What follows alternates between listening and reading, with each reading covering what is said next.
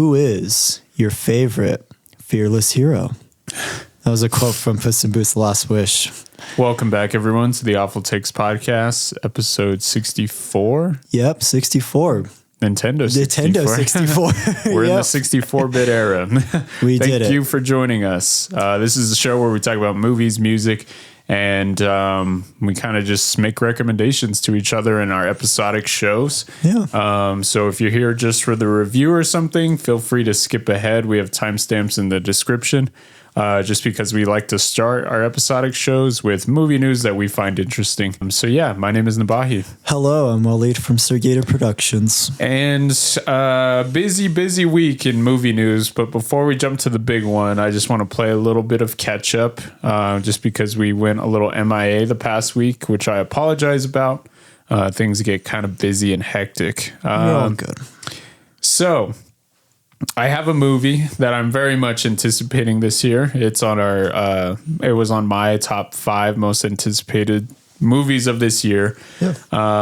And they released a new kind of full length trailer for it. We got a teaser for this a little bit ago. And also we got some presentation stuff at like D23, showing characters and kind of story elements that would be featured in this movie. Oh, nice. It is a trailer for Toy Story 5. It got posted randomly one day, so I just was like, oh, okay, cool. Let me check this out. And I was sitting at work in my office, and I really wasn't expecting it. It was kind of crazy. It was like a wave of different emotions just hitting me all at once. I really do think this is such a well-made trailer. It really conveyed a lot of things that I wasn't expecting, and really set up the story kind of well in such a brief amount of time. Like, for instance, it shows, spoiler alert, Toy Story 4. Woody left the group and everything, and I kind of like how they kind of tied up that loose end in this trailer. Yeah. I like the throwback to Toy Story 2 with Jessie, that she's feeling like she's about to lose Bonnie the way she lost Emily. And I was just like, oh my God, that was sad. Yeah. And they kind of show brief images of it. And I was like, everyone knows how gut-wrenching that backstory is.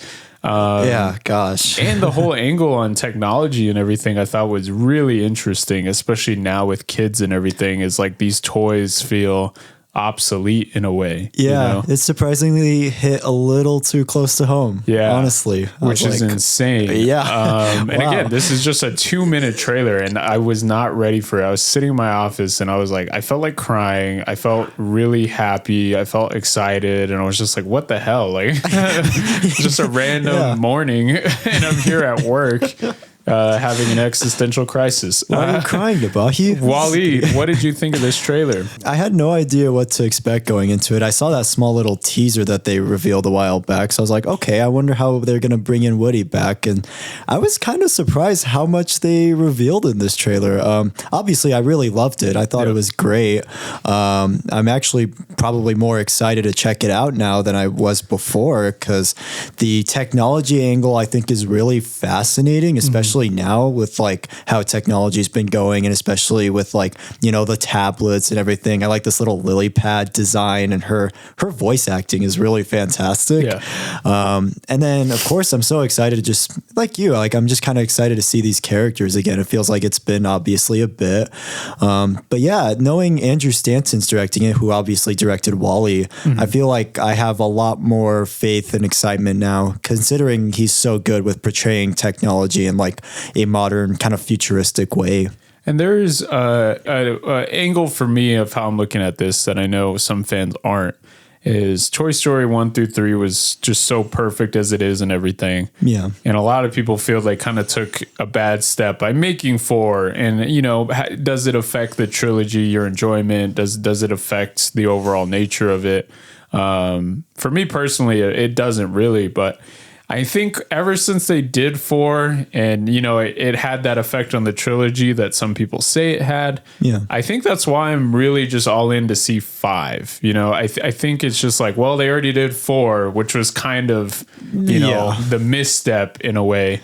So I'm just like, you know what? Why not just make more? Like, honestly, at this point, yeah. That, and then I think also it's just like this one feels more of like an essential like follow up to a Toy Story 3 to me, more than Toy Story 4 felt. You know, at least I got that vibe from the trailer personally. Yeah, and I feel like we already took that step, you know, and I think that was a lot of people's least favorite thing about 4.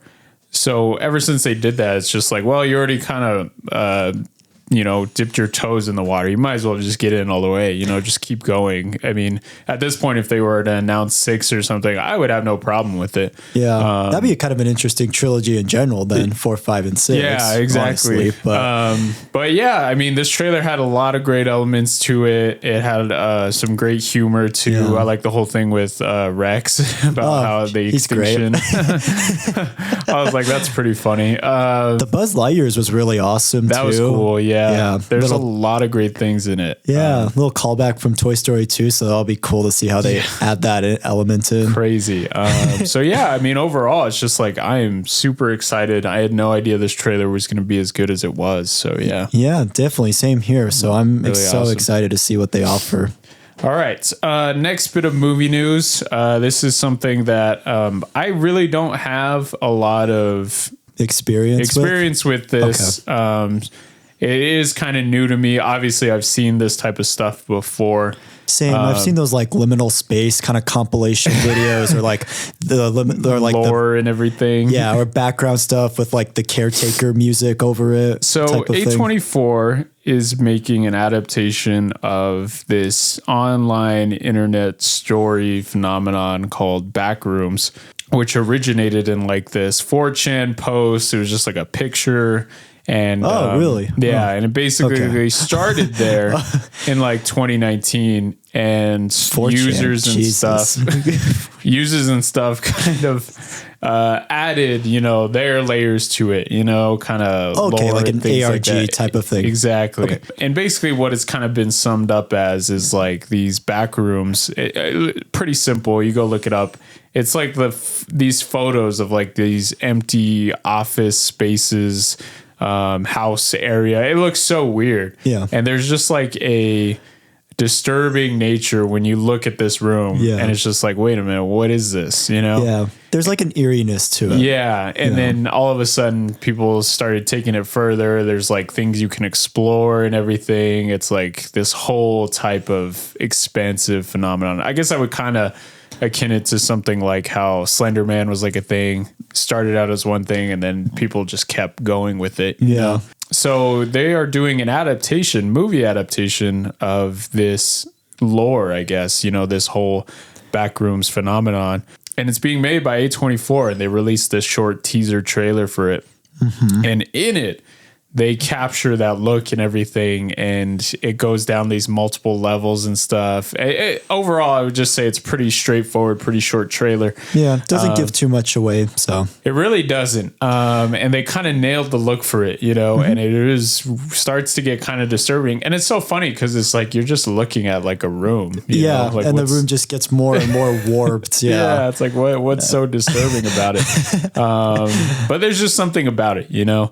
And I guess the whole kind of lore is like, this is like limbo, you know, this is like a space. Okay. This is like a space that exists outside of our reality and everything. And you can get sent there, you know, very similar into like other movies where you see someone die, but they don't go to heaven or hell. They're kind of stuck in that. Like in a waiting room. Yeah.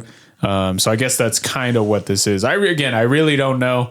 I haven't really gotten into this whole thing. Same here. Yeah. I've seen obviously videos of this, of like this first person view of people going through these back rooms or whatever. And I'll be honest, it is pretty kind of freaky. Yeah. Where I've seen like the kind of memes of it where it's just like some random like Baldy or something like that. God. So I guess Wallied, based off the trailer and everything, and also with this being A24, are you interested in this? Does this intrigue you at all? Yeah, I am a little intrigued by it. Like you, I'm not really too familiar with like the Backrooms story and lore and everything. Like I've seen like parts of kind of a little bit of the story and everything, but I haven't really dove in fully deep into it, but I am a little intrigued. I am kind of like considering there's like a big cast list involved, like Chitwella Joyfer. I'm kind of intrigued to see what kind of story they tell with this and how they make this like a feature length movie, considering like obviously the Backroom stuff is like pretty short, like 1-2 minute videos. Yeah. I'm just like, how do you expand that into like a feature length, like 90-minute or however long it is movie? And it's worth mentioning that this thing was kind of started in like 2019 or whatever, this whole 4chan post. Yeah. However, there's this YouTube series that kind of popularized it. And it was made by this guy, Kane Parsons, and I guess he is directing the movie. Yeah, so that is exciting. Yeah, which is interesting. Yeah. And especially because he's so young, too. I believe he's like 19 or 20 or something. Wow. Yeah. And yeah, A24, I think, gave him like the opportunity. So it's really awesome to see. At least I guess I respect like A24 giving somebody like a super young filmmaker that's gone viral with this, giving them like an opportunity to make something that is cool. That they're passionate about, you know? And this thing is so expensive in like, you know, younger people's culture now. It's one of those things where like, it's definitely instance, my generation for sure. Yeah, you're playing on any game that can house like fan-made creations, like let's say Fortnite or Roblox. You'll see Backrooms levels and stuff made in those games. Oh, really? Yeah, I see it all the time. Like you're scrolling through like the different playlists and things to play. Usually you'll see like a Backrooms horror level or something. So I think it's kind of cool. It's like something that younger people really kind of jump towards. So yeah, overall I'm very interested to see this. Yeah. Yeah, for sure. Same here. And I'm excited to see when they reveal kind of more story details and all that. All right. So next bit of movie news, arguably something that is just insane. It's so expansive. Granted, I'm not going to digest everything in this amount of time that we have. We've been mentioning on and off about this whole story of Warner Brothers being up for sale, studios putting in for bid. And a couple months ago, Netflix won out the bid with their whole amount of money that they were offering and everything like that. And I thought that was the end of it. But I guess Paramount, being the sore losers that they are, just kidding, doubled down. And it was kind of funny because when you look back at it, the CEO of Paramount was pretty whiny about the whole situation when Netflix kind of won over. And he started this whole hostile bid to kind of renegotiate with Warner Brothers. He's all, hold on, one more time, please, guys. And he ultimately won out because a couple days ago, Netflix backed out of the offer. And they just were like, you know what? Your company's not worth that much, Warner Brothers, and we have no interest in it. So they're done. And it really shocked me because you hear Paramount raising their bid, and I was like, okay. First of all, I thought Warner Brothers was already bought and sold. So I was like, okay, it's already done. I thought it was fake too. I was like, yeah, that's probably just whatever. But I guess, things have been going on behind the scenes that we don't know about. And, like always, this bid was made. And honestly, it was kind of an insane amount of money that I don't even think Paramount even has. Kind of similar for me when I go to buy something and I'm using credit card, cash, literally everything. I'm trading things. You're maxing out all your credit cards. Yeah, just to buy something. So I don't know what Paramount, that's insane, but Netflix backed out of the deal. So now it looks like Paramount is going to be the owners of Warner Brothers Discovery. I still don't know how I feel with this, honestly. Yeah. So it's like, okay, now a big studio is buying another big studio. What does that mean for all the employees? What does that mean for all the IPs that we've talked about the last couple of months? Very true. I don't know. And then knowing some of the people Paramount loves to hire, especially like we were talking about with that Call of Duty movie, are we going to get more Peter Berg's type of things? Are we going to I just heard recently that they announced Max Landis Landis for like a project I at heard about Paramount. that. So I'm like, Can't okay. stand Max Landis. Neither can I. Yeah. That's a good point. Yeah, honestly, I think with this whole thing, I don't know. It's just for me, like, sure, it's interesting to see where this is going to go. We don't know where it's going to go. You don't know how this thing's going to unfold. Yeah. And I guess the only thing that I can kind of judge right now is anytime in movie history or just world history, company history, mergers and stuff like that are messy. You know, tons of people get laid off. They have to cut costs down. And especially for Paramount right now, for the amount of money they have to fork over for this company, they have to make that up in some way, whether it's canceling projects, whether it's shelving certain things, whether it's, you know, laying off whole studios, you know, that it could be a very real possibility here in the next year. So I no doubt it's going to be messy. And, you know, we could lose some really ambitious creatives over at Warner Brothers, over at HBO. You know, we can lose quite a bit of those people through mergers like this, you know. So that I'm not looking forward to. You know, it would be a very big shame if they were to lose some of these creatives that helped Warner Brothers over the last year have such a successful run of movies, like we had mentioned, you know. Of course. And if we were to lose those people, it would be such a huge missed opportunity for Paramount to buy this whole studio and everything and not keep those people. Or we could end up, you know, losing James Gunn as head of DC Studios. You know, that's a very real possibility. Yeah, unfortunately. Yeah, that would suck. We're looking at uncharted waters right now. That's kind of the only thing I can really judge right now. That's the only thing you can really kind of judge when these things happen. They take time. You know, this is going to take quite a bit of time. Yep. And to see the full effects of it, we may not know for at least the Another next 5 2 to 3 years. Yeah, honestly.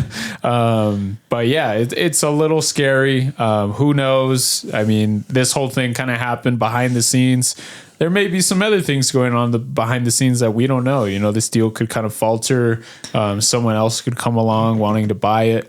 But I guess I will say, I mean, smart on Netflix, because when they entered these negotiations and everything, and they went throughout this whole planning, it's kind of funny. They write in these things clauses to where if we reach a deal and you're to back out, I'm not leaving with this thing scot-free. So actually Netflix is going to be making around $2.8 billion because Warner Brothers backed out of their deal. Yeah, Netflix, really smart, just made a couple billion doing nothing. Congratulations, Netflix. And Paramount, add that to the tab, because you guys are going to have a lot of money to fork over. And it's just so funny. It's like, I don't know where this money's coming from, but it's coming out of their asses. Honestly, God. Overall, it's a crazy bit of news. So it really is. And that blew me away when you sent it to me. And I was like, what? What do you mean? I know. I was like, I thought we were done with this thing. Yeah.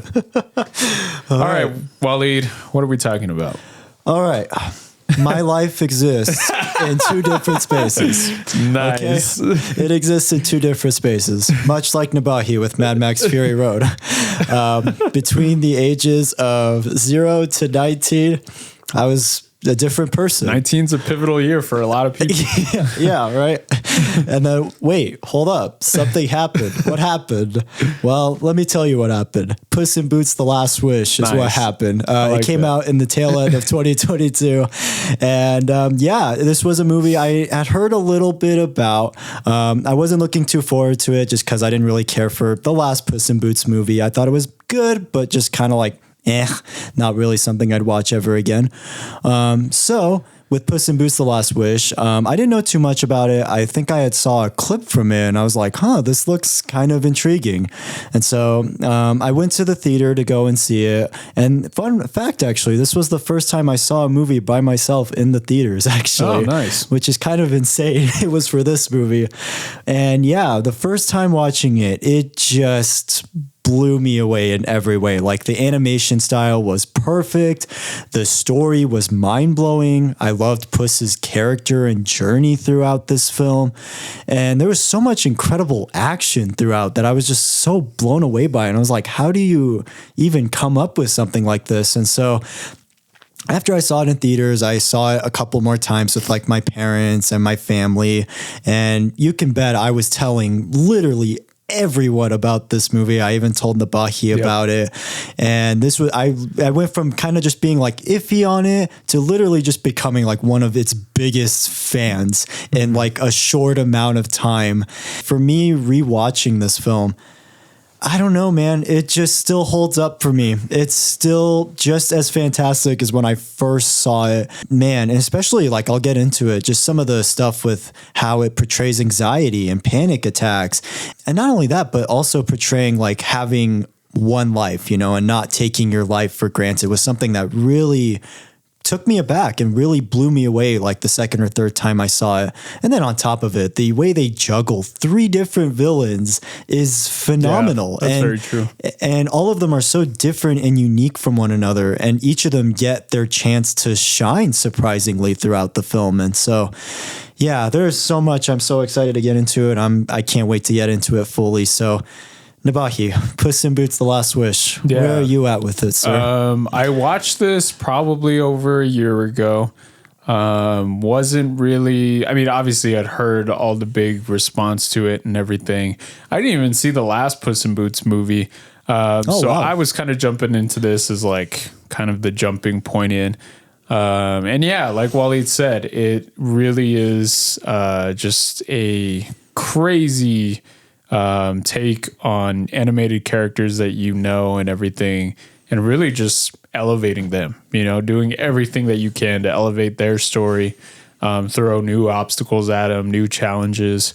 And it does it in such a great way that just feels, you know, seamless, cohesive, and leaves you wanting more. You know, by the end of this movie, you are ready for whatever next adventure is going to happen. And yeah, that's such a mark of a good movie, especially for someone like me who obviously I love Shrek 1 and 2. Same. Didn't really care for 3 and just kind of stopped there. I never really saw any of the other ones. Didn't see the Puss in Boots movie. So kind of being reintroduced to this character, which I'll be honest, as a kid, you know, I thought was so awesome and so cool. It was like this cat with like a sword and everything. Yeah. And he's voiced by Antonio Banderas. What more could you ask for? Exactly. Obviously loved him in Shrek 2 and everything. So yeah. Kind of being reintroduced to this character and everything was really cool. And having it kind of unfold in this way was just something that I was not expecting. And yeah, it takes a lot of risks, especially for a kid's movie, throws a lot at you, to where I feel like this is something that I would maybe akin to like early Pixar, where it's, you know, kid friendly and everything, but this movie might be aimed towards, you know, a much older audience, which I think is really cool. Yeah. And again, like as a kid, I like being challenged by those ideas, you know, like being a young kid and watching, like for instance, WALL-E, you know, Earth is ended, you know? Yep. That's kind of a scary thought for a little kid. And then on a space cruise ship. Yeah, but it's really cool, you know? Yeah. And it kind of makes your mind kind of wander as a kid, and you start to think about these questions and everything. I can guarantee that this movie is going to affect a giant group of young filmmakers and everything who will probably point back to this movie as like, you know, I was challenged as a young kid to think about things that weren't just, you know, kid stuff that you see in movies, you know, like there's a lot of heavy stuff in this movie. And I really appreciate that this movie goes for that, especially, again, no one's expecting it. No one was lining up for Puss in Boots: The Last Wish expecting for them to be challenged, you know, like, and that's insane. That's insane. You have to remind yourself of that multiple times while you're watching this movie of like, this is a sequel to Puss in Boots. You know, however many years later, why is this movie doing as much as it is, you know? Yeah. And not only that, why is it working so well? Like, that's an insane concept and idea that I had to tell myself a lot while I was watching this movie. I was like, wait a minute, this is the sequel to Puss in Boots. Like, why is it doing all this stuff? This is part of the Shrek universe. Yeah, this is crazy. Yeah. But yeah, really good. Really good. Honestly, yeah. Happy to hear. And so it just right away in the beginning, like literally, like the musical number, like I quoted, "Who is your favorite fearless hero?" What a way to open the movie, man. That is such an incredible musical number. I love how they use like the music to its advantage. I like when this out of nowhere, this big cave troll just comes out. Yeah. And the Puss is like, okay, play in double time. And you actually hear them play in double time. It was so awesome. Yeah. And it just right away, I love just so much of the humor, like they set up so quickly with like the mayor of this town and everything. You get like funny little one-liners and the mayor's all, save me. And Puss is like, if it's convenient. Yeah. And it's just such an intense, crazy opening sequence. I remember the spin on the phrase "Mikasa is su casa," and then the governor's like "Su casa is mi casa." Yep, I love that hilarious. So much. They just throw you into the action surprisingly, and I love this fight between like him and this like monster troll thing or whatever. Yeah. The design of it looks fantastic too, by the way, and I love the whole action sequence that he has. Seeing Puss in Boots on this roof and everything, fighting he's jumping roof to roof. I don't know why. The first thought in my head was like, this is kind of like Attack on Titan, where he's running on the roofs, fighting these giants. I was like, that was just like the first idea that came to mind. It's so strange. It's like Western themes, but also like this whole kind of anime style, It's just really cool kind of amalgamation of a lot of different stuff. Yeah, definitely. Even like a bit Spider-Verse inspired too. It's kind of like a culmination of like a lot of different styles and genres. And it's just like kind of blending them all together in this like really incredible kind of package. And I love the way he like defeats him and everything with like the eye patch. That was really awesome. That was cool. And then it's kind of funny. He like right as he's about to start like the musical number again, I like that like just out of nowhere this like bell that he ended up defeating the troll with ended up like killing him basically. Really cool kind of piece of foreshadowing that you can see when watching this. I saw this pointed out to me is in this whole intro. I mean, obviously Puss in Boots has no regard for his own life or anything. Of course. He's dodging death at multiple instances in this intro. He's the legend. Yeah, he literally is just no regard for it whatsoever, Obviously, that would make a certain character pretty mad, of like, who is this guy? He doesn't care about this stuff. And in the crowd, you actually see the wolf, that character in the background. Yep. I was like, wow, that is amazing. It is insane. Yeah. I didn't pick up on it until I think like the fourth or fifth time I saw it, and I was like, oh, that makes this even more eerie and kind of disturbing a little bit. And it adds that context of like, you seeing this as just like this hero and everything, but what he's actually doing is, he doesn't have a regard for his own life, Yeah. And that really kind of shows you, where this character is. And not only that, obviously the big kind of gut punch moment of, no, you need to actually start caring about your own life, and that's crazy. Yeah. Especially in like, again, as fun as this intro is, has that other layer to it. Yeah. Yeah, and then just right away, I love they kind of just suck you into that drama with obviously the interaction he has with this like doctor who's also the shaman and the barber and the veterinarian and all that, which was really funny, like a moment. And I honestly love how they show like all of Puss's lives, and he's all, I think I was like 4 or 5 lives, and the way they show them too is like really funny. It was like a really funny montage. Yeah. Like I like the moment where he's like playing cards with the dogs and everything. And he wins. Yeah, and it's that reference to that painting, we've seen so many times before. It's so funny. I like it when movies reference that painting. Yeah, and then he eats like this like shrimp or something. I bursted out laughing right there. I was like, that was the moment for me where I was like, oh my God, that is like so funny. I was laughing so hard. Yeah. Or the one where he's like lifting the weights. He's all, I don't need a spotter. Yeah, that's so funny. And then again, pointed out to me like such amazing attention to detail. Like when it shows the numbers of the death and everything. in the corner of each frame, you see this image of the wolf obviously getting closer. Each time it says 1, 2, 3, 4, and I'm like, oh wow, that's a really amazing attention to detail. You know? Oh, cool! Wow, I didn't even notice that. Actually, really that's awesome. insane. Yeah. And then obviously God, we just got to talk about this bar scene. Where he's drinking his milk. I'm not kidding, guys. When I heard this whistle, my heart started racing. I literally, even right now, just talking about it, I literally had chills down my spine. Yeah. And let me tell you, the man who voices the wolf, Wagner Mura, I want to just shout him out. He does such an incredible job in this movie. And it's so crazy because he is barely in this movie. I think he's only in it for like 10 minutes. Yeah. But yet his presence is so terrifying and anxiety inducing that it's like you never know when he's going to pop up again. And for me, hands down, this has to be one of my favorite terrifying non-horror performances I've seen in a while. And honestly, it adds cool context to a lot of stuff that everyone kind of knows, like the whole thing cats have 9 lives and everything. I really love how they show that, you know. And again, another attention to detail in this bar scene. It's kind of funny. Again, you don't technically notice it, but he has on the bar, if you see it, he has these 8 shot glasses and he's about to drink from the 9th one when this wolf shows up. And like Wallied says, like, I just wasn't ready for it. And that was the one thing, like watching trailers or hearing people talk about this movie. Surprisingly enough, the people kept their lips kind of sealed about this villain for me to where I watching this whole thing play out and then hearing this whistle and everything and seeing this wolf sitting next to him just show up out of nowhere. I had no idea that was going to be in this movie.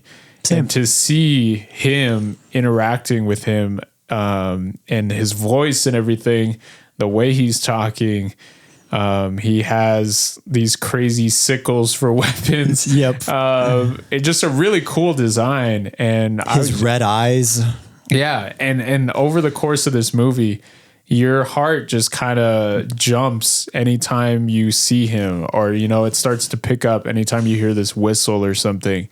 And that is crazy to think about, especially in terms of like, you know, villains in movies, animated villains, or even like I was just saying, just villains in movies in general, honestly. To see something like this and to have it have an effect on you, especially for someone like me who has watched a lot of movies and has seen, you know, countless villains and stuff, to still be intimidated by something.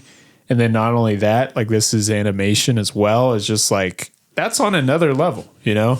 And then not only to mention, like Wallied says, he's not in the movie that much, you know, yet you still feel his presence. You can still feel that he's looming in the background, you know, kind of weird to say, but, you know, for instance, someone like me getting older, it's just like, it is that thought of death, you know, that thought of, you know, it's always kind of there, whether it's in the back of your mind, whether you have encounters with it, you know, with different people in your life passing on and everything. Is just like that thought of, you know, at some point this is going to happen.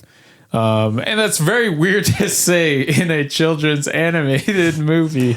And I know here we are, we're sitting talking about this, but that's amazing. That is amazing filmmaking. That is amazing to say that, you know, this kid's movie took that leap. It gives you those kinds of questions, you know? That's amazing. Honestly. Yeah. And not only that, but just the fight sequence is just so incredible. Even like the one-liners like the wolf gives where he's all sloppy, sad, you know, it's just like, oh, and he even tells him, he's like, you're not living up to the legend. Yeah. You know, it's like, holy cow. Yeah. And then not only that, but the moment when like the wolf literally slashes Puss and he literally just starts bleeding. Yeah. And you just hear the sound of like his heart beating, and you just see like, you know, like moments from like his life flashing before his eyes. And, you know, the wolf even tells him, he's all, what's wrong? Your life is flashing before your eyes. And literally he just, as he's running, and then you just see this shadow of the wolf, and you hear, you know, a little bit of the wolf whistle again, and you hear like a orchestral version of it. I just couldn't believe it. I was so like terrified. It left me with like so much anxiety, surprisingly, which is so weird. Again, like to say that for a movie like this, you know, and it was just like, I had no idea the villain was going to be this scary and terrifying. Yeah. And even just like the way like that scene ends where he ends up just running off and he goes to this like this kind of like cat home basically, and it was like it got sad right there. And then like that's kind of where I feel like the film definitely surprisingly slows down a little bit more, and you get a little bit more to see like Puss in this like pretty much at like his lowest point, honestly. And that for me, I think definitely really got to me a lot. You know, it's like when you're at that lowest point in your life and you feel like there's no hope left, you know, and you're just kind of in this like stuck in this kind of like sad routine of sorts, you know, like there's nothing else left for you basically. And it kind of calls into context probably for a lot of people where it just feels like you're not even living your life, you know, you're kind of just waiting for death. And they kind of encompass it in this kind of, you know, humoristic way of him being at this cat house, old lady's house. But it's, you know, some people get to that point where it's like, they're not seeking anything else. They feel like their life is kind of over, and they're at this point now of just like, you know what? I'm just kind of here. I'm just, you know, waiting pretty much. Yeah. And yeah, it kind of calls into context for someone of my age of being like, you know what? I still want to go out there. I still want to try things, do things, you know. Of course. And again, that's crazy to say, you know, that this movie is making me feel all this stuff. Like, what? How is this movie making me think all this stuff when, you know, I was not expecting it. That's just crazy to me. Yeah. And then on top of it too, it's so crazy. I didn't know this until like I watched it for this episode, but the lady who plays the old cat lady is actually Divine Joy Randolph, believe it or not. And I couldn't believe that. I was like, that's really awesome. She's not in the movie all that much, but it was really funny. As sad as it is, the montage, it is still just kind of like funny. They still kind of play it for laughs, which I really loved, like where he's trying to use the restroom as a person, or he's trying to like cook and he's like eating this like disgusting cat food, or he's having to wait to use the restroom. Like there's still like, even with the sadness, I like that they balance it out with like humor in there. And I think with, you know, the humor and everything, it leaves room for, you know, these dramatic moments, you know, and I feel like having those two mixed together so well in this movie, you know, really feels like you're just getting point across from the artist to you, you know, of just like, he wanted you to feel this stuff.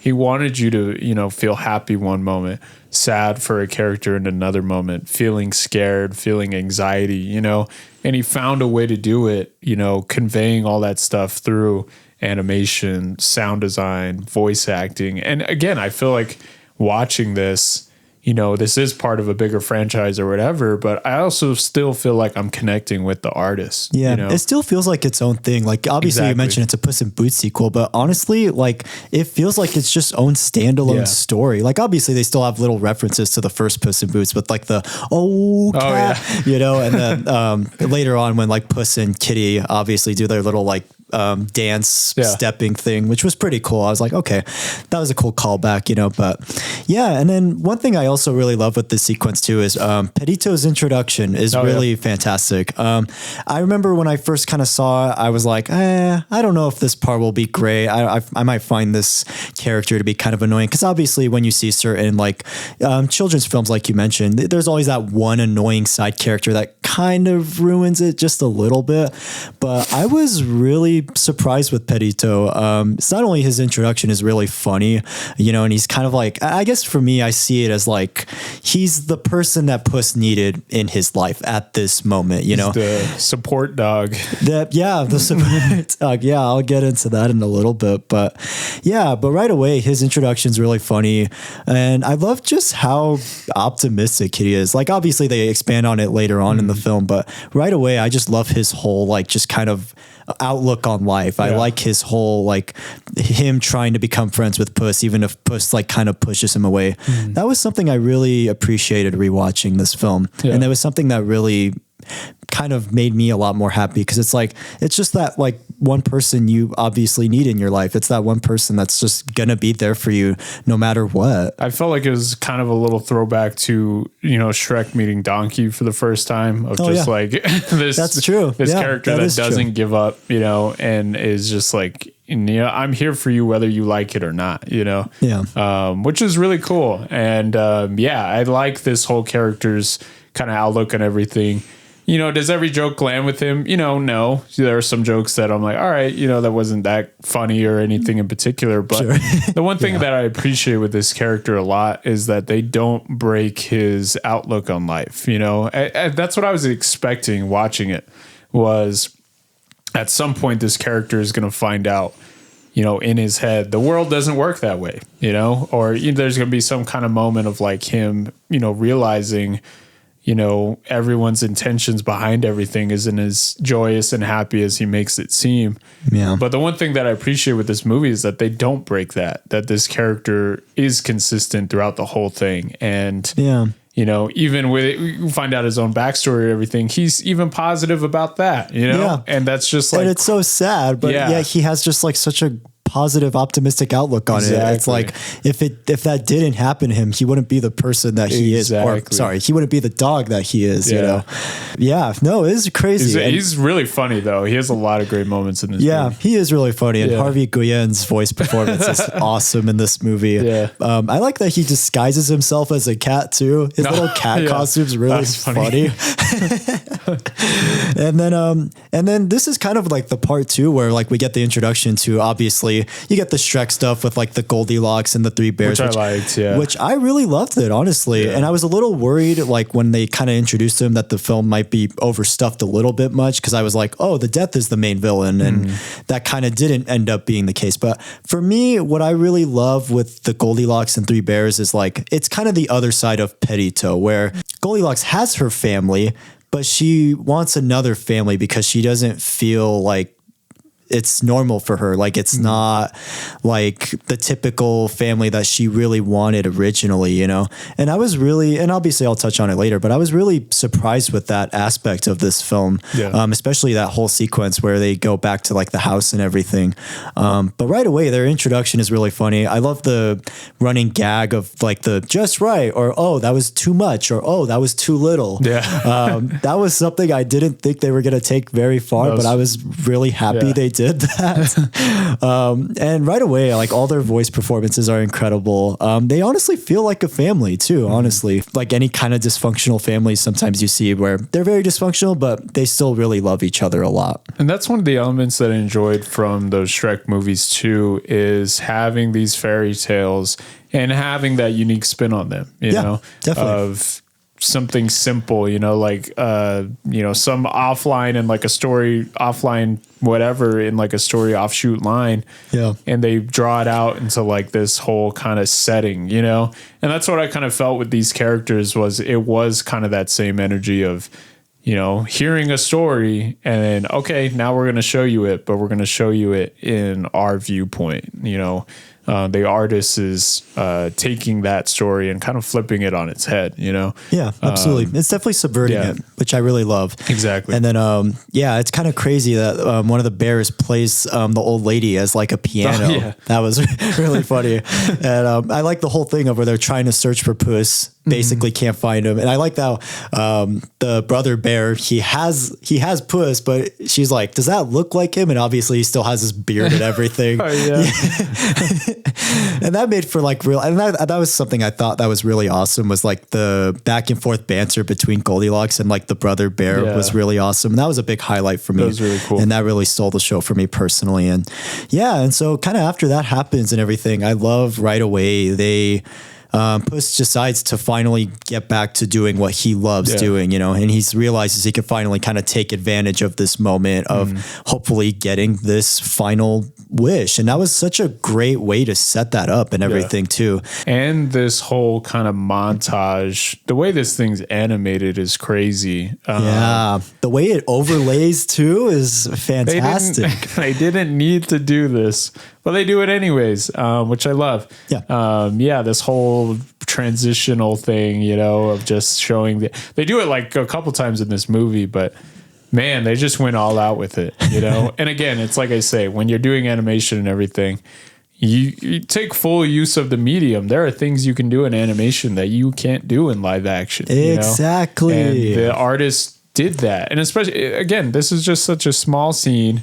showing Puss in Boots getting ready for this adventure or whatever. Yep. And they go through this whole little montage that is just amazingly edited together, and it just looks incredible. I love it. I love later on they show that kind of same montage, but it's like at the end it's like Pedito just like eating his sandwich. That was good. That was great. And then after this, you know, like you fully get the introduction to, of course, the big elephant in the room, Big Jack Horner, which that was kind of where I was like, okay, how are they going to juggle these three villains now? So now you have the wolf villain, you have these Goldilocks and Three Bears, and now you have this guy. And fun fact, actually, I didn't know this until the third viewing, but it's John Mulaney, believe it or not. And he's really funny in this movie. He's great. But yeah, right away, I love Big Jack Horner's introduction. I like that Puss and Pedito kind of like sneak into this castle and everything to go find the scroll.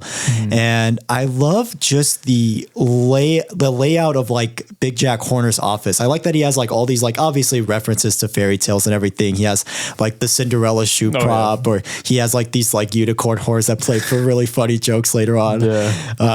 And right away, like the voice acting is perfect. For me, I see like Big Jack Horner as like, he's just like a straight up villain. Like, dude, it just wants world domination and that's it. I like that they just keep it like very simple and just to the point with him. And that's the funny thing is like, there are so many other movies and times that I can recall of people having criticism about a movie saying, well, there was too many villains, you know? Of course. Yeah. Amazing Spider-Man 2 is a perfect example of that. Spider-Man, for instance, multiple times. Spider-Man 3, that was a big criticism of that movie. And it's kind of funny to see that, you know, here we are in this kids movie and everything. And that's not the complaint you hear with this movie. You know, there are all these villains in it, yet they found the right way to make it happen. And they found the right way to have just enough of each one, you know, to where it feels very balanced, you know, it feels very cohesive.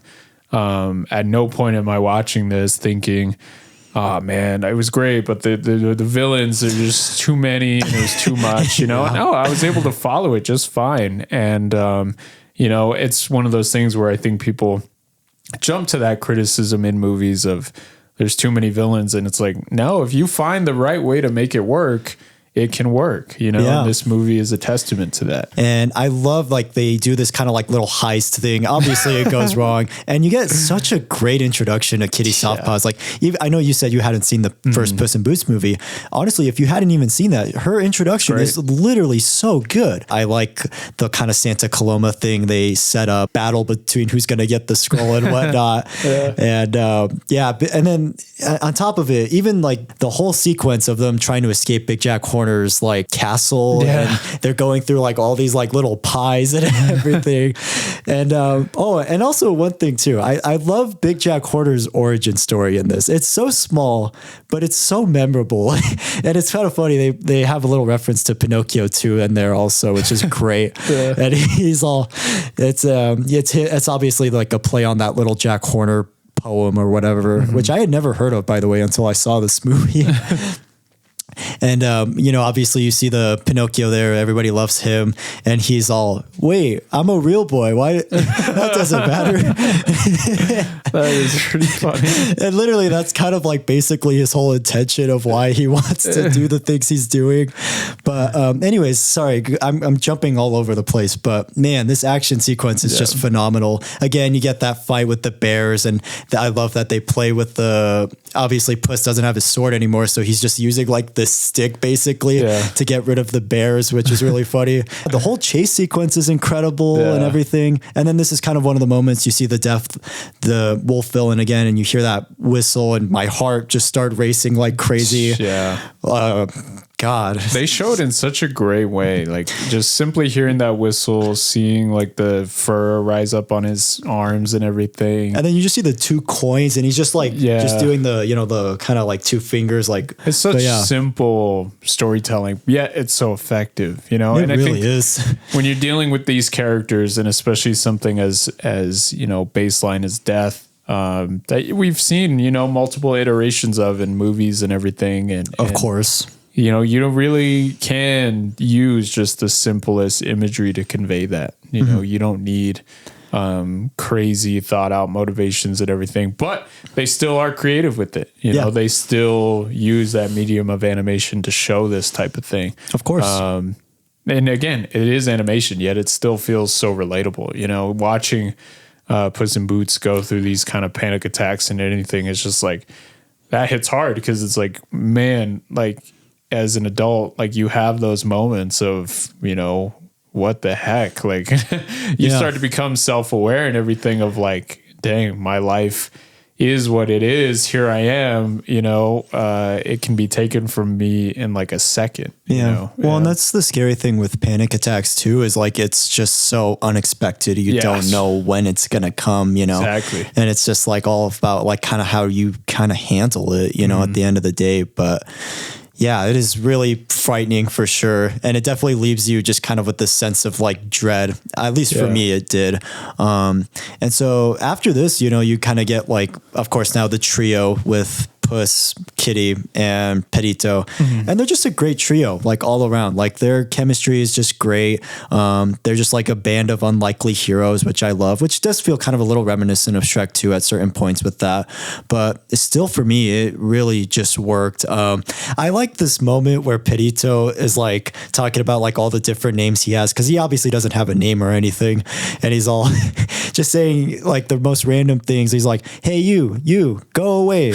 And then he just starts saying like all these like, and this is kind of the part where you get like the little censors, which really caught me off guard when I first saw it. I was like, whoa, okay, there's like a bit of edge to this film, which I really loved, honestly.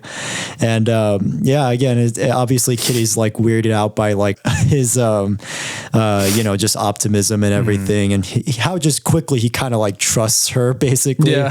That was really hilarious. And then obviously that montage, like you mentioned, is great, where you see Big Jack Horner with this like, what is it? Those the vision balls. Yeah, it's like I forget what they're called, but yeah. Yeah, the psychic balls, we'll call them psychic balls. In Lord of the Rings, they're called the Palantirs, but we're not in Lord of the Rings, so yeah, psychic balls work.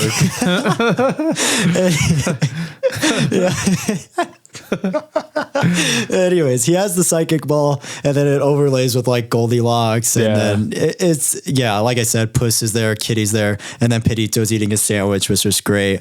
And then and of course they get the scroll and everything, and of course they're still fighting over it. Yeah. And this for me is where I feel like the film definitely becomes a lot more intense for me, honestly.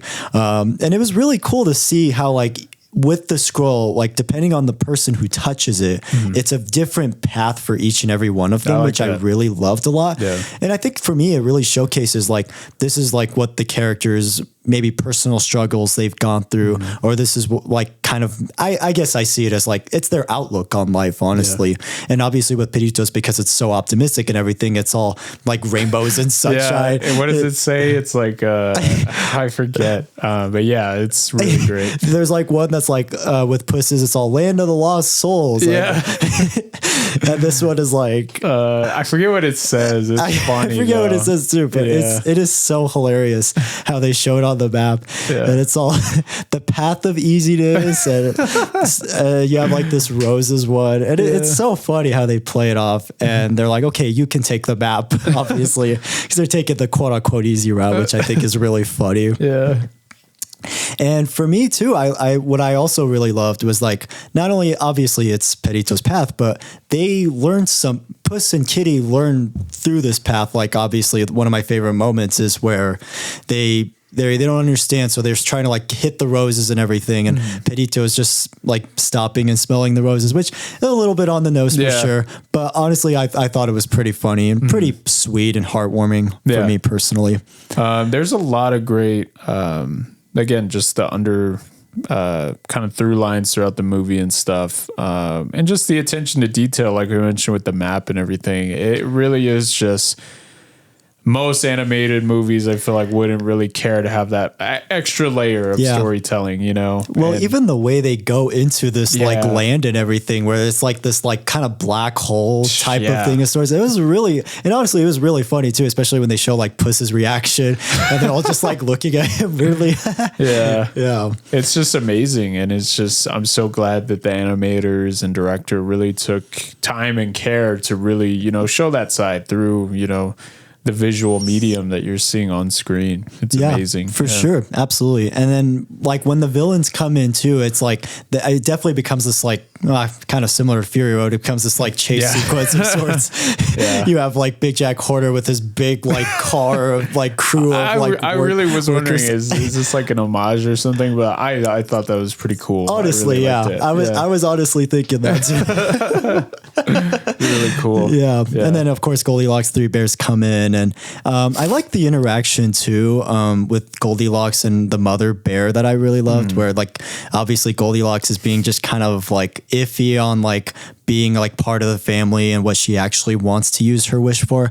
I was a little worried, I will say, like a little worried they were going to do like a liar kind of reveal type of thing, type of thing, you know, like we've talked about that before, but I'm really glad they don't do that, you know, but it was still a nice way to kind of tease that drama later on in the film for me, which I thought was great.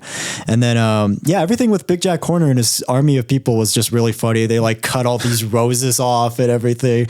All his crew members are dying. And he's all, I'm sorry, I'm busy right now. He has this like Phoenix or whatever, and he just uses it as like a fire. And I forgot to mention early on, Big Jack Horner, he brings like his whole office with him. He brings like every single one of his like accessories and fairy tale things. He brings his unicorn things, of course. And one of my favorite moments, it ties into the kind of Shrek thing, fairy tale type of thing, is they bring Jiminy Cricket on. Oh yeah, I like that too. And his commentary is so hilarious in this film, and it's such a great like opposite dynamic type of thing, where obviously like Jiminy Cricket is like the noble, wise, honest person, while Big Jack Horner is just like the most evil person you could ever think of. And their back and forth banter is just so hilarious. It's very short, obviously, but man, it is so funny how they show it throughout the film. And it was a nice play on the Jiminy Cricket character too. Some other kind of stuff happens. I love the moment where they go through this like free flowing, relaxing river and everything. Kitty takes off his beard, which is really funny. I like that he tries to make it seem like it's really cool when it's like really not. He's all, it's like a rat is on my face or something. And then this for me, I think I love this part a lot. Big Jack Horner has caught Pedito, unfortunately. And I love the little thing Jiminy Cricket says. He obviously has like the unicorn gun in his face. And Jiminy Cricket's all, you're not going to shoot him in the face, are you? And he's all, yeah, why? And I'm just like, man, this guy has like no remorse or mercy for anything. And this is kind of like you were mentioning with the anime style. I think this is, I feel like, where that's really showcased the most with this sequence, because you have this like frenetic, like kind of stop motion type of like fighting sequences. You have these like guys like slowly coming out of nowhere, and it was really cool. Like obviously, you know, the unicorn gun, you see how it's used, and they all blow up like confetti, which was insane. And then like as Puss is getting shot by getting close and like, you know, you hear like the tinnitus, ears ringing type of thing. And then this is kind of where you see the wolf villain again. It's like your just heart races again. And this is like the one of the times where he runs off. And I guess this is kind of like it plays into the film of like he just keeps running away from death, you know, when it's like death is kind of inevitable, and it's like it's bound to come for you, you know, if you don't take care of yourself, or if you keep getting into these near death situations, you know. This sequence is really incredible. He's running through this like dark forest. You see like shadows of the wolf villain, whether it's through like the branches, or you see it through like the lightning. And then this is where the film really, really shocked me the most, was where he's laying on the floor, he obviously he's just having his panic attack. His heart is beating as fast as he can. Out of nowhere, you see Perito come over and he's like, Puss, what's wrong? What's wrong? And I really love that Perito just lays his head on Puss's stomach and his heart starts beating slowly as it goes on. And I like that Perito closes his eyes. For me, this scene really got to me emotionally. It's one of those scenes where it's the thing with anxiety and panic attacks is it's not something you can understand. It's obviously you can try your best to explain it, but there's only so much people can do. And I like that instead of like, him saying a joke or something, I like that he just goes to comfort him. I know as somebody who experienced a panic attack, it's scary. It's like you feel like you're in that feeling of like everything is happening all at once. It feels like sensory overload, Yeah. And to showcase it so well. And I like how quiet the scene is. I like that it it kind of stops pretty much. And I like that Puss and Perito have this just like one-on-one type of talk, and I like that Puss kind of starts kind of being vulnerable and he doesn't try to showcase himself as being this legend type of person, or he feels this like pressure to be the legend, when it's like, you don't have to be like that, you don't have to put yourself up on this pedestal and have all this high super expectation of yourself, that's at least how I took it. And I think that's why for me, it really made me tear up emotionally and why it really just, I think connected with me a little bit more than like, obviously like the first couple of times I saw it, it's just like, if you've ever been in that situation, it's like, it's surprisingly relatable, and it has to probably, maybe a hot take, but this probably has to be my favorite portrayal of a panic attack I've seen in a movie, honestly. It kind of becomes one of those things where you interject your own moments into, these quieter moments and everything. And it's like I mentioned, watching this movie, and you start to realize, you're getting older, things like that. There are those moments in movies where you have that own personal stake involved in like an emotional scene or in a personal scene. And it could be different for everyone, and that's what's so great about this movie is it makes those scenes, while personal to the characters, they still feel very, very relatable to you, and yeah, this scene really is something that, encapsulates, anxiety, that feeling of panic, very, very well, and you are left with that moment of like, okay, I know what this character is going through. I know what this character is feeling right now. It may not be the exact same circumstances, but that feeling of, fear, that feeling of anxiety to where your mind's just running at 100 and you can't really grasp onto reality again, and it can be very scary. It can be very, sad. It can be very, hard to get through. And that also is such a great thing to show with Perito is like, for people like that, you can't necessarily, there's nothing to say to get someone out of that, I wish there was, but anytime you're going through like a panic attack or something, it's like, you can hear everything and there's still no way to get you out of it. It doesn't matter what people say to you. It doesn't matter what you do. It's just kind of one of those things that you have to go through. And to show that character, just as simple as like, what, this Puss in Boots is going through what he's going through, but I'm still going to be here. I'm still going to try to help in some kind of way. And it's just a simple shot of this dog, being there for Puss in Boots. And it's so effective and it's so great. But yeah, it really, really is done super well. Yeah.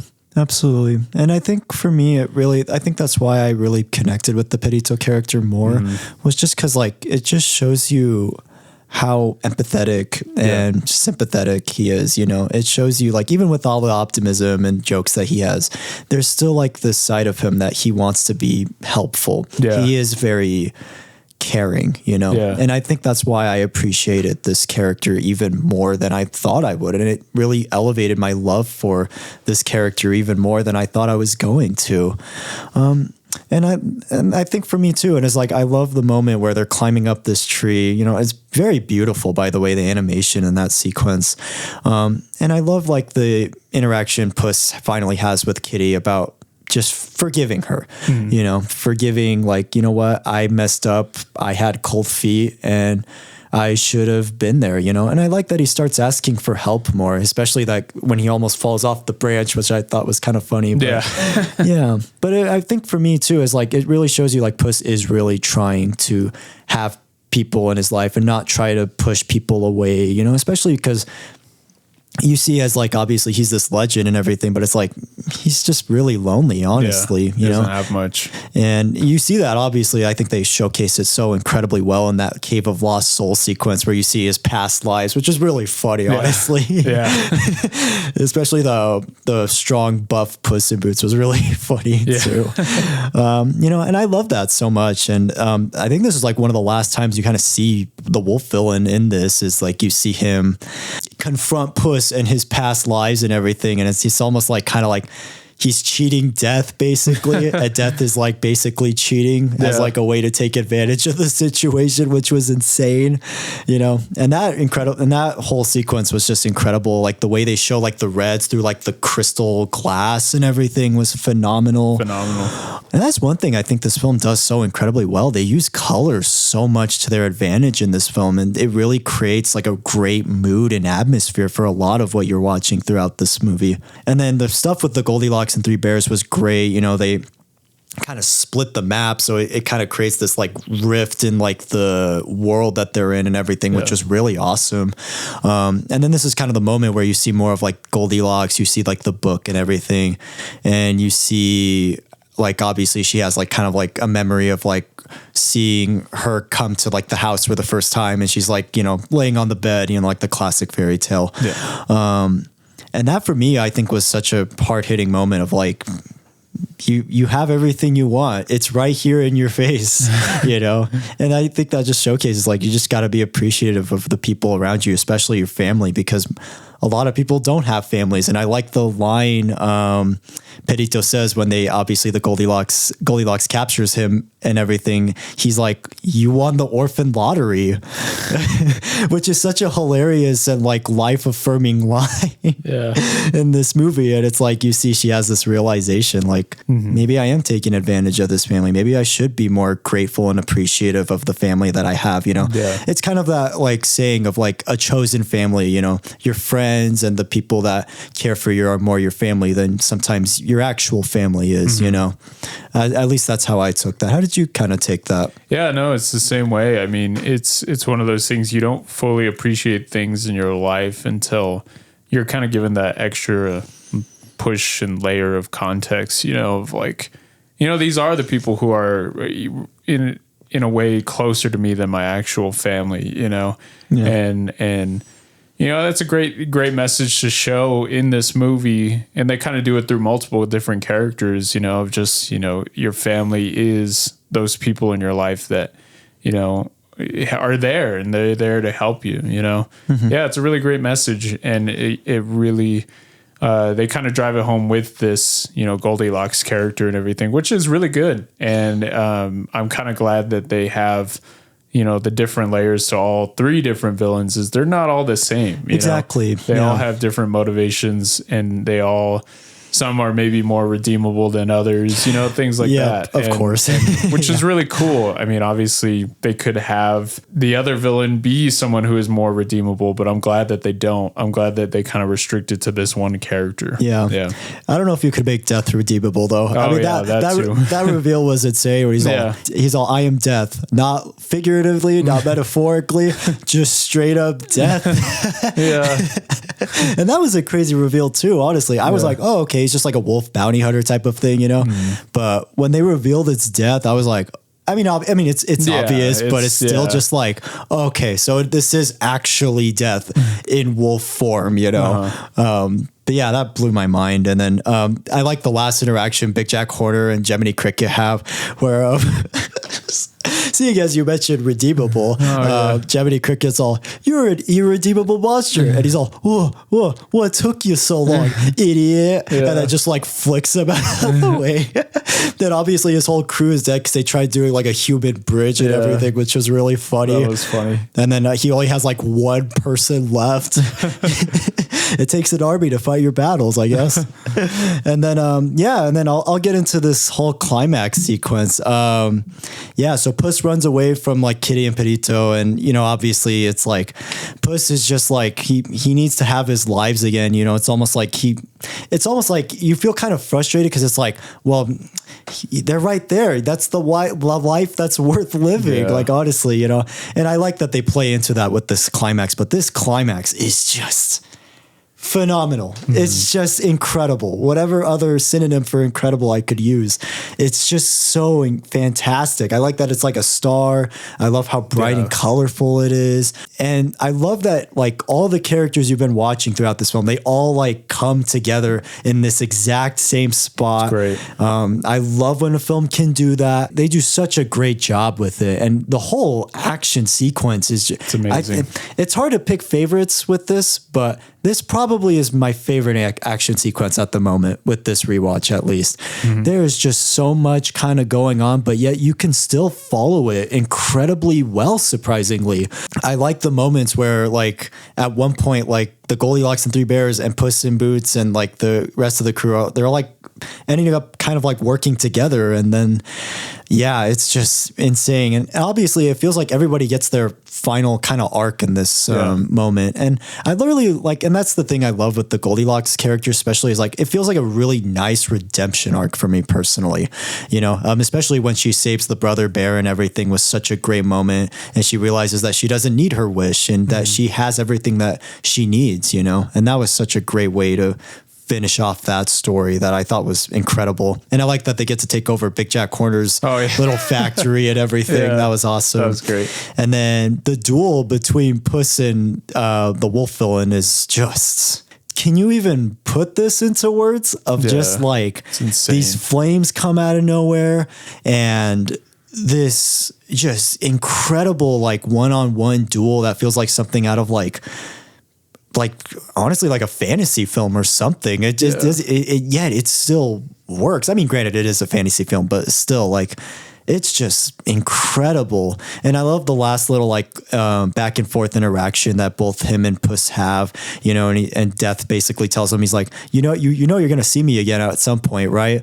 And he's all, yep, pretty much. And I like that it's just like they leave it like that. Like I like that he doesn't fully defeat Death or anything like that. I like that it's just like he defeats Death, he gets over his fear and everything, and it's like he's definitely like a much more different person now, and he has something that's worth living for and worth having his one life for, instead of trying to just take more lives and then take his life more for granted. You know, that was just absolutely phenomenal. There's a lot in this climax to love, but one of the cool things, again, another attention to detail kind of moment. Yeah. Puss and Death are first fighting in that bar and everything. There's that shot of him like lunging at him, and he has the sickles and everything, and it shows Puss's reaction, like being like basically terrified. Scared, of course. And then in the climax, there's that same shot, but now it's the reverse of the same sickles and everything. And now you see Death's reaction to Puss in Boots. That's a little nice attention to detail. Death is scared of him now. Yeah, it's really great. He's untouchable. No, I'm just kidding. Yeah, and this whole climax is just, again, like some of the best animation, you know, some of the best some of the coolest action sequences. So my God. Yeah, the sound design's incredible. The music's fantastic also. Really leaps out at you. It's so amazing. Yeah. Yeah, absolutely. And then Big Jack Horner's like big reveal villain thing. He literally becomes big, honestly. Oh my gosh. That's perfect. And it's funny because they had like a little nod to it later on where he has like, it's obviously in reference to Alice in Wonderland with the cookie and everything. And I was like, okay, they might maybe use that. Yeah. I really love they used that. That was so perfect. And I love that, like, you see Jiminy Cricket and the Phoenix, and they like just burn the scroll and they have like the one little tiny missing piece. That was just such a great way to just like destroy the villain and everything. That was such like just a great like payoff too, honestly. And I love all of their like arcs and everything. I love the way it's like completed, especially with Pedito and Kitty Softpaws. I like Kitty's reaction too after like he fights Death, and she was like, "Oh, I didn't think you were meeting Death literally. I thought you were just being like over dramatic." And I like that. And I guess I did kind of spoil it, but they do give Pedito his official name being Pedito. And it's kind of funny how they brainstorm like names, I like that Puss is like Chomper. Chomper would be a perfect one. And then out of nowhere, Kitty's just like, Jeff. It's like the most random name. It's kind of like a funny random humor type of thing. But I really love that. And I like that they make him kind of like a part of the family and crew now. And you get this little like nice epilogue, which was really awesome. Team friendship. And it says it on like the Wanted poster, which is really funny. Of course, they steal the mayor's boat. And then, man, this ending is so incredible. Literally, like Puss just says, I'm off to see new adventures and see old friends. And literally, it's just like they cut to like this they zoomed into this like wide shot of like far, far away. And literally the movie just ends. You hear like the Shrek theme. And I was like, this is so perfect. This is such an incredible way to end this. And man, it has me so excited just for more. It was a cool way to kind of tie into like the Shrek universe. I like that it was just more of like something they just do at the end to have you excited for more. And it's one of those things where now I'm like wondering, is Puss in Boots going to be in Shrek 5, or is the next Puss in Boots movie going to have Shrek in it? Yeah, that's what I was wondering too. Cause I know they show Shrek like a couple of times, like during those little like life flashing sequences. So that's kind of what I'm wondering, is if he'll kind of play a part into it. And if they do, I wonder if Pedito and Kitty will also have like a part in this, seeing as they're also coming on the journey too. So that does have me excited for more. But yeah, overall, man, this movie just, what can I say? This movie is just absolutely phenomenal in every way. It's just some of the coolest animation I've ever seen. Some of like the most intense action sequences I've ever seen. My favorite use of anxiety and panic attacks that I've seen portrayed in a film in a while. The whole journey is just incredible. I love the tight pace of everything. It's so fast paced. It just keeps you on the edge of your seat from the moment it begins to the moment it ends. All of the characters are absolutely incredible and memorable. I love how they're able to juggle all three of the villains in this movie, and yet all of them get such incredible arcs and and surprisingly doesn't feel overstuffed or anything at all. And this is a film I will continue to just recommend to more people, and I will continue to rewatch for honestly the rest of my life, because I love this movie so darn much. And it's a film I could honestly probably spend another hour talking about. Honestly, there's just so much to say about it. So yes, if it wasn't obvious, honestly, it's an easy 10 out of 10 for me. If I could give this a higher rating, I would literally give it like a 20 out of 10 or something. This movie, it just hands down just has to be not only one of my favorite films of this decade, but just one of my favorite films like of all time, period. And this is a movie I just absolutely love. And like you, who would have thought the Puss in Boots sequel would be one of the coolest, greatest things ever, And man, I love this. I love this so much. I'm just love bombing it all the way back and forth. But yeah, this movie is absolutely incredible. And I cannot recommend it enough. If you guys haven't seen it, please make the time to check it out. Honestly, it is so worth your time. Even if you don't get the same experience I do, it's still just worth watching. Yeah, definitely make the time for it. I mean, it's talked about for a reason. It's, still being discussed. I've seen even just online forums and everything, going back and forth on whether or not death is actually in the movie or not, and that's kind of crazy to think about. People have different interpretations of this story. So yeah, it's that way for a reason, So definitely check it out. I mean, if you've been on the fence about watching it, if you've never heard of it, check it out. If you're a fan of the Shrek universe and everything, definitely, hopefully you've seen it by now. You'll love it if you haven't, but yes. Yeah, this really is something that is super great.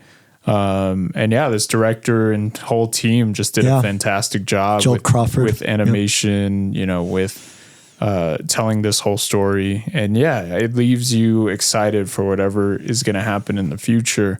So yeah, you kind of have big expectations to fill with whatever this next movie is, if they're going to do another one. Yeah. I'm excited to see more though. Like I would love to see another follow-up to this, honestly. Yeah, I'm very curious. Like it's one of those things where I'm like, are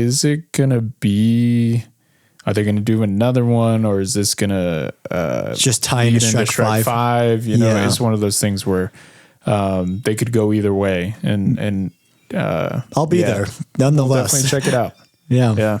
I mean, for me, sorry. Obviously 10 out of 10. I mean, there's no other way to rate it. I mean, it's even now rewatching it, still holds up and everything is just top notch. I mean, you would do yourself a disservice if you weren't, making time to watch this movie. Yeah, absolutely. Yeah. Thanks for checking it out and everything. Yeah. And it's great to watch it a second time, honestly. Yeah, really though. There's so much. That's the crazy thing with this movie is there's still so much to pick up on. Even stuff you mentioned, I didn't even realize, honestly. So I'll probably find that out on like the next rewatch or something. Yeah. But yeah, I'm so glad to hear you enjoyed this. I'm so glad to connect with you and everything. I know I was kind of in your ear about it for a while, so I'm really happy to hear it connected with you. Yeah. And it's, again, like most people have probably heard about it. I mean, it's one of those things that people talk about it, the online review space of this movie is insane. Like, and I was so shocked by that too, honestly. Yeah. So I'm happy this really connects with a lot of people. So definitely. Yeah. All right, sir. What do you got for next time? All right. So it's one of those things where this next one is going to be a little different than the others. It's not necessarily a movie as it is just episodes of a show. But the cool thing with this show is it's an anthology series. So each episode is its own kind of self-contained story. And I talk about the show all the time. You hear me mention anytime we talk about like horror stuff, or if we're talking about, existential, thought out, crazy storytelling movies, this is a show that comes up. Okay. Now it's kind of hard. I love so many episodes of this show. So trying to condense it down into, I think I kind of centered on, I'm just going to recommend 3 episodes.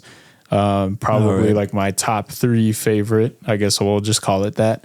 Okay. Cool. Is a show called The Twilight Zone, and specifically the one that was out in the 60s. Okay. There have been multiple iterations, remakes. There's a more recent one that actually came out. Yeah, Jordan Peele's like the narrator or something. Yeah. So this show is each episode its own thing. Cool. I'm not going to say which episodes I'm watching as of right now, just because still kind of tooling around with the top 3 that I want.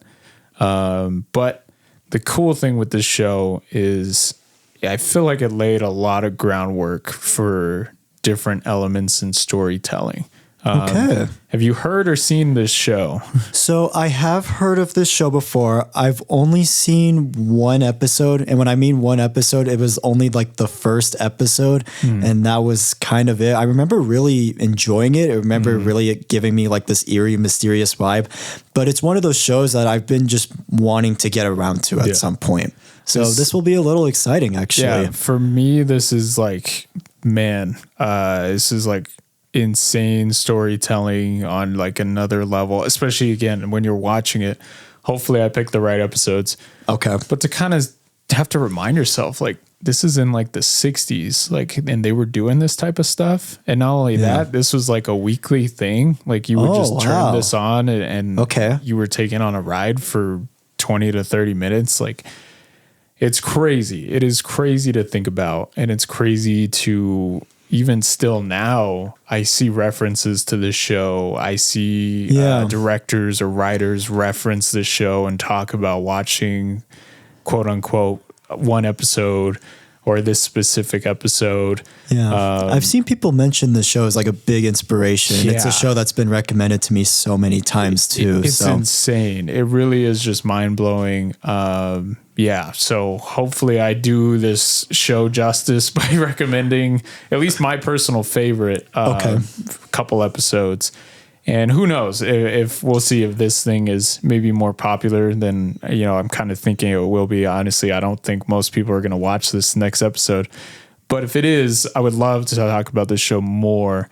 And really, there's so many great episodes to this show. But yeah, if you haven't seen The Twilight Zone, hopefully this next episode kind of garners your interest a little bit. Cool. And hopefully you guys kind of consider checking it out. But that will be the next episode. So it's kind of, I think, the first time we've talked about a show on like the mainline episodes. So yeah, aside from the Land of the Lustrous one, which I guess was more of like a sort of mini series. Yeah. Yeah. So we'll see. Yeah. So cool. That's exciting. All right. Well, good day and good night, mates. We'll see you on the next one.